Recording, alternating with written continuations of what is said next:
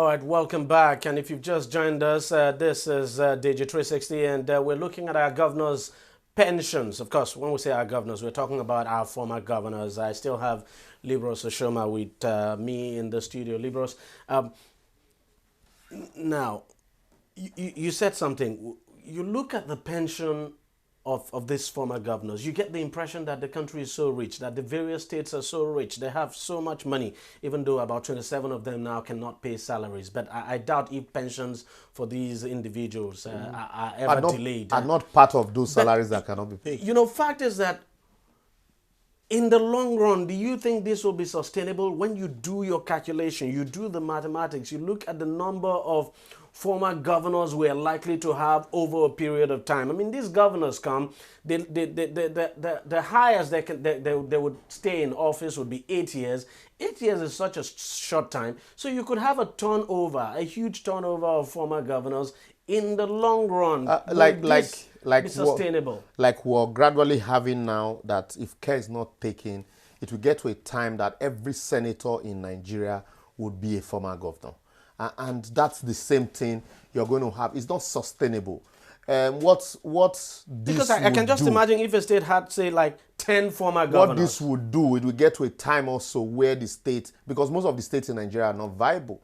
They are entity created as a result, not out of necessity, but as a result of yearnings to satisfy some political egos. And so it will get to a time where it will, all the state has to do is funds to pay the pensions of former governors. Because just imagine, excuse me now, just imagine, let's take Ekiti State, for example. We do not know what the pension law there is, but imagine the number of former governors they have in that state. And do you know between 1999 and 2016, do you know, as at the time these laws were passed, and Rivers as well, some people agitated for the inclusion of former military governors. And then the argument then was, no, they were not elected by the people, and so they cannot be included. And so you only have governors, democratically elected governors. And imagine states where, because anyway, if you are impeached, so you can no longer be termed we've seen a situation where some governors were impeached. But what I'm saying is, if you were impeached from office, you can still draw from these salaries, except you, after the impeachment, like the Supreme Court judgment in Fayoshe's case, except after the impeachment, you are dragged before the Code of Conduct Tribunal and indicted by that tribunal. Oh, really? So that was why, because if you remember, Fayoshe was an impeached. Governor can actually draw. Yes, because from that, the intent or the reasoning from that judgment, because if you remember when Fayoshe was impeached, when he decided to contest for election, the last election, some people challenged him on the ground that, he was impeached and so was not, can no longer vie for a public office. And the matter went as far as Supreme Court. The Supreme Court said no, that impeachment in itself does not form part of the indictment that the Constitution refers to. That he ought to have been charged before the Code of Conduct Tribunal for the misconduct that led to the impeachment before you can say he had been indicted by a court or a tribunal. And so what that means is, even if you were impeached, you are a former governor, you can still draw from the salaries and from the pension according to the pension laws of the state. It is not sustainable. It cannot, even in advanced democracies where there is enough money, you cannot sustain a law like that, because over time, the numbers are going to swell. Exactly. And so you find out that there will be no money to maintain the affluence of political office holders. And the people are going to revolt. Because what this now, ordinarily, because there's also the temptation of, new governors come, when they're about to leave office, they want to tweak the pension law to jack things up for them so that the benefit. And if Saraki had resigned quietly, all of this wouldn't have come back to the public for. And like you said, in 2014, in your analysis, that the man is now a senator, drawing salaries, and then collecting this youth pension from the state. And so what that means is the people are going to sit back in the midst of all this hunger, in the midst of suffering, and ask themselves the basic questions. So if we have to go through this, and our political office holders, past and present, are not going through the same suffering.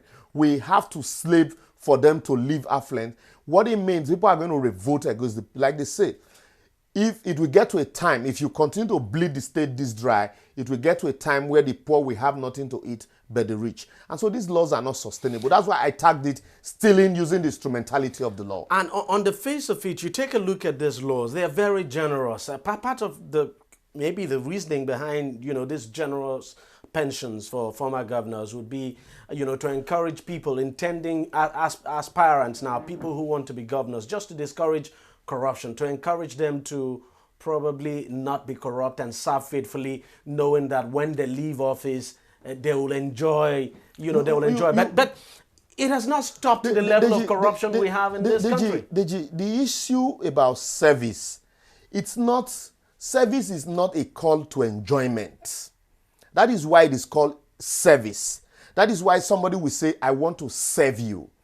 If you have servants, permit me to use that word, are your servants greater than you?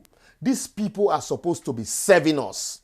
And after service, what ordinarily the society does is, yes, because you have served me for so long, let us keep a percentage for you so that you will not have to work the same way you were working for me while you were in service. And so this should be able to take care of you. But all other amenities are there, public amenities. But you find that these same governors that fail to provide public amenities. They leave office at your expense. You now begin to provide ostentatious lifestyle for them, and you say because you want to discourage corruption, when in the first place, while he was in office, he did nothing to discourage corruption. And so it doesn't add up. It really doesn't add up. That is why most of the laws that were passed, there was no public hearing.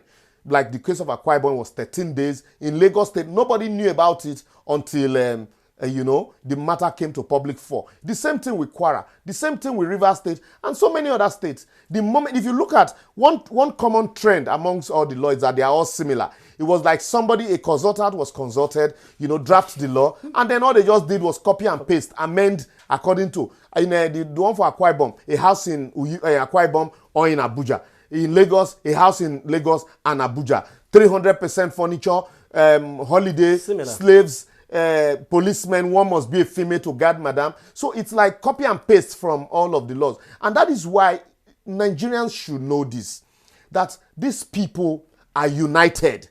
When it comes to the issue of their welfare and the welfare of their children and their family and impunity, there are no divides. They are united. It is when it comes to, when they fall out of favor from those high horse and fall foul of the law. And fall foul of the law. That is when they now begin to extend, stretch out, appeal to us using a sentiment. Oh, it's because I have fallen out of, or because I did what the party said I shouldn't do. That is why I'm being persecuted. The question we should consistently ask is, are your hands clean? If your hands are clean, then go answer to the charges, whether you are persecuted or not. Because the issue is, if these amounts that you hear, if this amount is plowed into providing social services, if this amount is plowed into providing health services, and mind you, some of these medical trips are not here in Nigeria. Akpabio built a massive hospital that he commissioned few days to the expiration of his tenure. He had a motor accident in Abuja. He was flown to London. What happened to that same hospital that he said was world class? Why couldn't he receive treatment in that same hospital? He said because the structure is there are no personnel.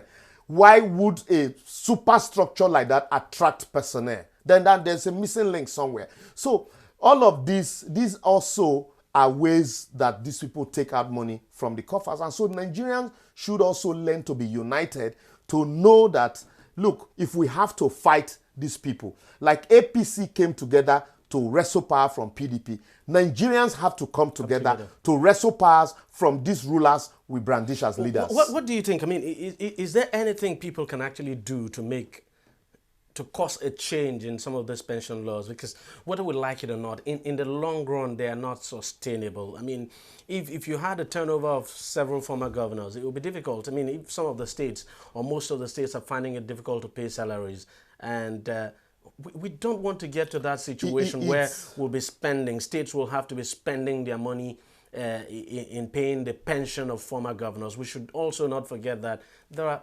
other pensioners in the state, who are dying in droves, who are dying by installments on queue to collect pension. Don't you think there should be some kind of review? Because I'm just wondering, which House of Assembly would want to take that lead to say, look, we want to review the pension of our former governors, because these former governors are rich anyway. What the first step we should take? That is why I have problem with this administration in terms of electoral reforms. Because this is a government that came to office on the crest, on the heel of transparent elections. I would have expected them to take the bull by the horn and take our electoral reforms to the next level. But as you speak, it's as if this administration is not interested in electoral reforms. All they just do is mouth it. As I speak now, 22 states are without resident electoral commissioner. INEC board is incomplete.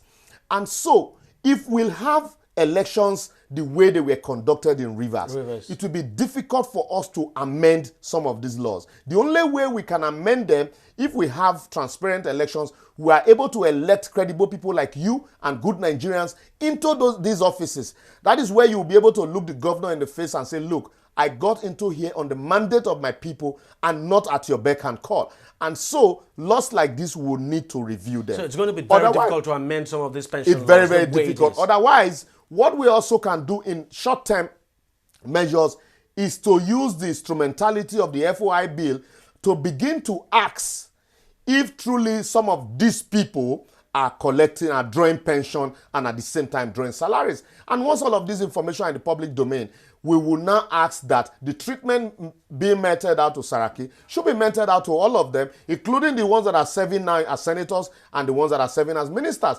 Once you mount that pressure on government, and Mr. President that is fighting corruption will have no other option but to say, you know what, I would want to go with the will of the people.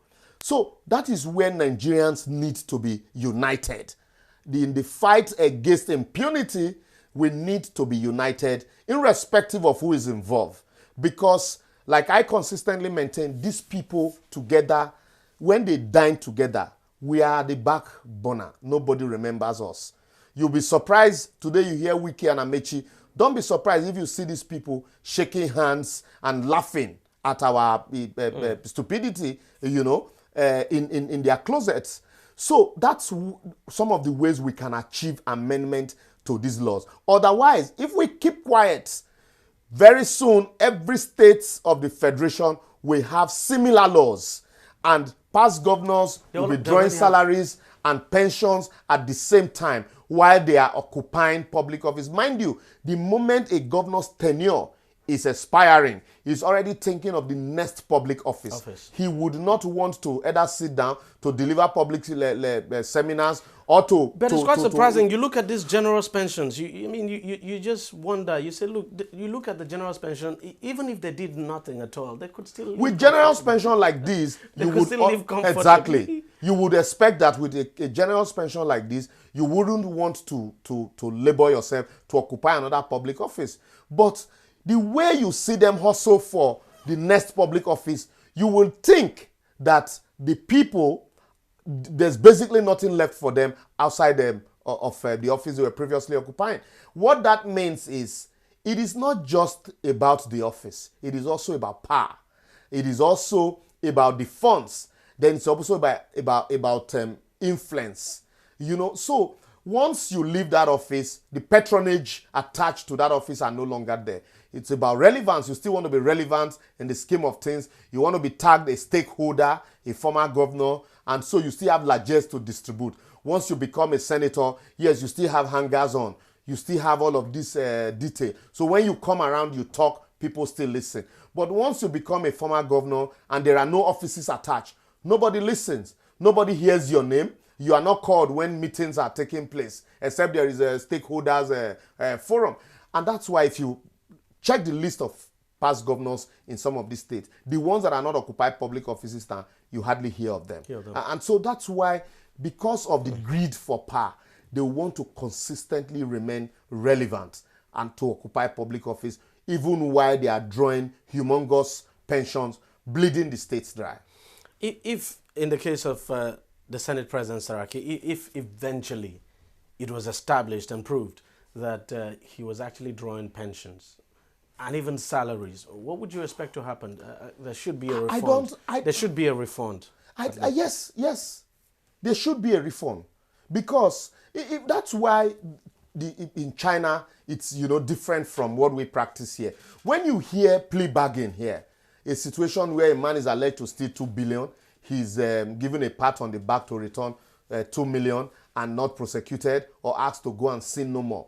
What they do in other crimes is to refund. He should refund as much as 80-90% and yet still go to jail, do a lighter one.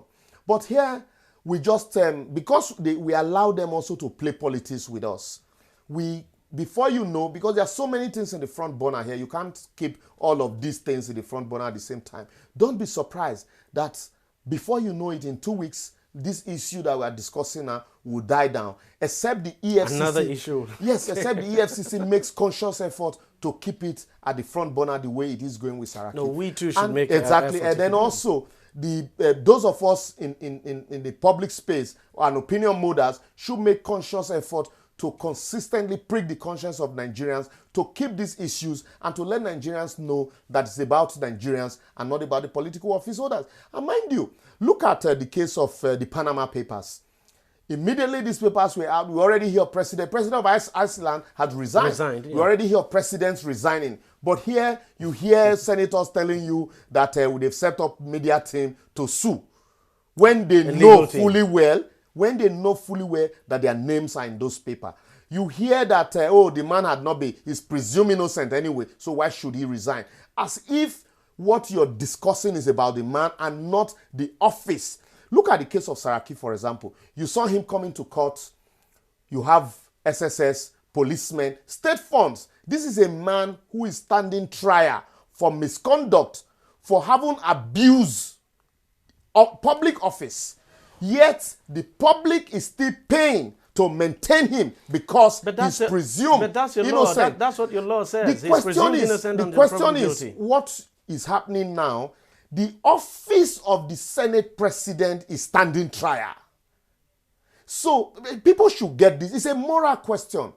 It is not about Saraki. It's about the office of the Senate. Of course, we saw senators throwing exactly. their weight and so you cannot create a divorce between the person occupying that office and that office, as long as it remains, it stays put. So because of the sanctity of that office, that is why some of us have said, look, Dr. Bukola Saraki, His Excellency, it will be better so that we will respect this office, and then so that you will stand few inches taller. If you step aside and say, look, I want to prove my innocence, so that the office of the Senate President will be unblemished. And so once he does that, what it means is anybody coming to occupy that office again will have to look at his own antecedent and say, look, do I have any black spot that anybody can raise in the event that I occupy that office? Because Saraki would have set a standard by resigning because there are allegations hovering around him.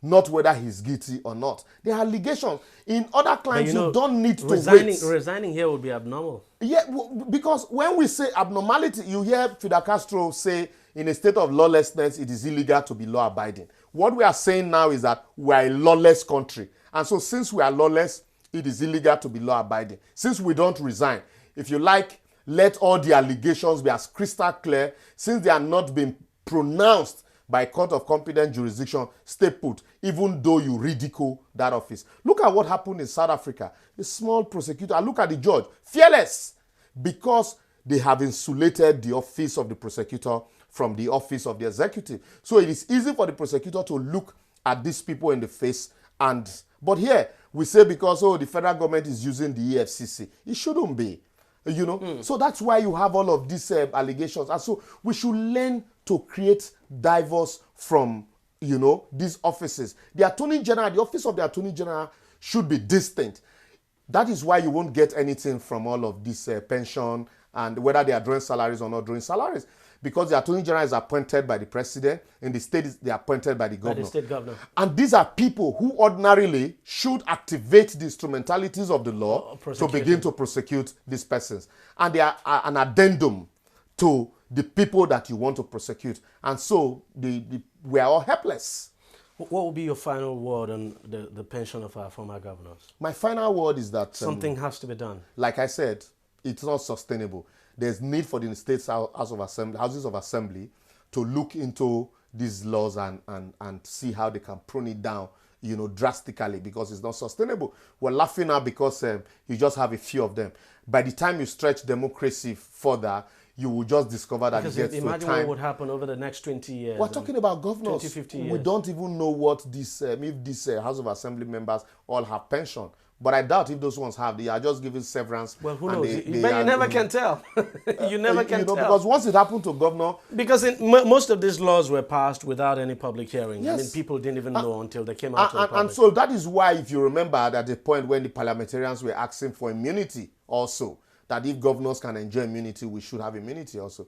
Maybe someday, very soon, you also hear them asking for pension. But honestly, I think we're waiting to see the first State House of Assembly that would come up and say, look, we want to review the pension of our... I mean, times are hard now. If you look at the economic situation. If Kaduna State, if they have similar pension laws, I would expect that Governor El-Rufai, knowing the kind of person he is, would kickstart the process and say, no, this is not practicable, this is not feasible, we need to prune it down. But otherwise, if they don't have, then it will be difficult for you to see. Because if you ask me, to be very candid, most of these governors do not need that pension at all. They don't need the pension. I mean, most of them were already billionaires before they became governors, and that is why in other climes you must have the source of fund to prosecute election, to occupy public office. It is not it's not an office for poor people ordinarily. You must attain a level of comfort, and then for people to contribute to your campaign, people must have confidence in you. But here, nobody contributes. Money bags will hijack the process, and you sponsor somebody, whether he was poor or not, and he gets there. At the end of the day, he does whatever he likes in office, and then he comes out, he collects billions, him and his salary and his wife, and while he's collecting that, he's probably using that to fight for the next public office. Ibro Osishoma, thank you very much for coming on the program, and thank you very much for your time. My pleasure. Well, something has to be done about our pension laws. I mean, the pension for our governors, our former governors in this country, if you ask me, something has to be done. Personally, I think what they get as pension is way too high. I'm not just talking about what they get as the pension, the pension alone, but you look at the entire benefits. What they get is way too high. And to be candid, most of the states in this country cannot sustain it. As a matter of fact, people would say Lagos State is rich, in terms of internally generated revenue. It has a lot and can stand on its own. But the fact is that in the long term, would Lagos be able to sustain the kind of pension it has for its former governors? I really doubt it. And imagine a situation where, for instance, some governors actually come and don't do more than 4 years in office, and probably you have 2 governors in 8 years. And we've seen that kind of thing in this country. Then imagine what happens. So the number will continue to pile up. At some point, there's no question at all that the states will not be able to pay.